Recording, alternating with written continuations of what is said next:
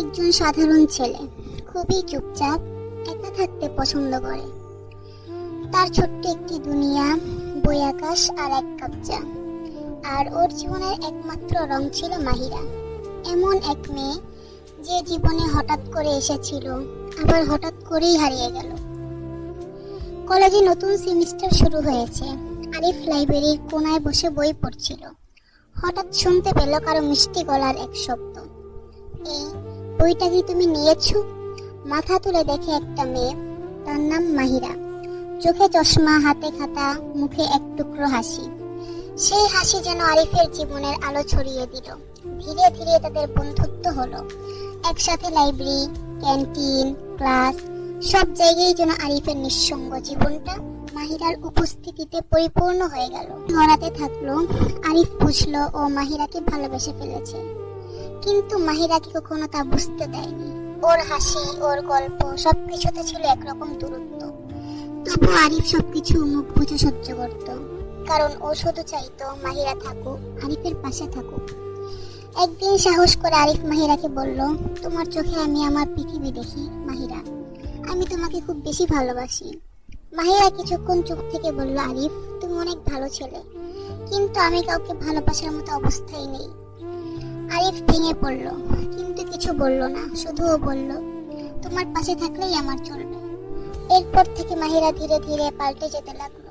সে আরিফ থেকে দূরে দূরে থাকতো, ফোন ধরতো না, দেখা করতো না। একদিন কলেজে মাহিরার বন্ধু জানালো মাহিরা দেশের বাইরে চলে গিয়েছে চিকিৎসার জন্য। আরিফ কিছুই বুঝতে পারলো না, কিসের চিকিৎসা।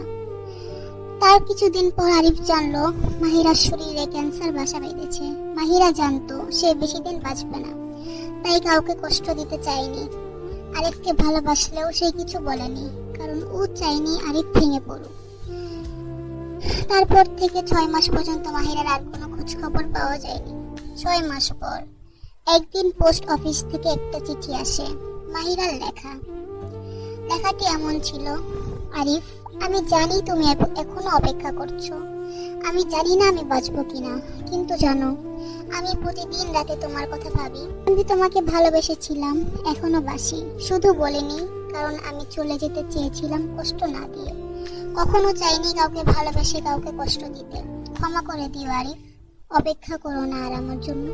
আমার থেকেও ভালো কাউকে বেছে নিও, আমাকে ভুলে যেও, ভালো থেকো। ইতি তোমার মাহিরা। আরিফ সেই চিঠি নিয়ে অনেকক্ষণ বসে থাকে। সে জানে মাহিরা আর ফিরবে না, তবুও প্রতিদিন বিকেলে লাইব্রেরির সেই কোনায় বসে থাকে এবং মাহিরার জন্য অপেক্ষা করে, যেন মাহিরা একদিন হঠাৎ করে এসে বলবে, আরিফ এই বইটা কি তুমি নিয়েছো? এমনই হারিয়ে যায় অনেক ভালোবাসা, থমকে যায় অনেক ভালোবাসার, বিচ্ছেদ হয়ে যায় অনেক ভালোবাসা, থেকে যায় অপূর্ণ। এভাবেই জীবন চলে যায়। গল্পটি যদি আপনাদের ভালো লেগে থাকে তাহলে আমার চ্যানেলটাকে সাবস্ক্রাইব করে দিবেন।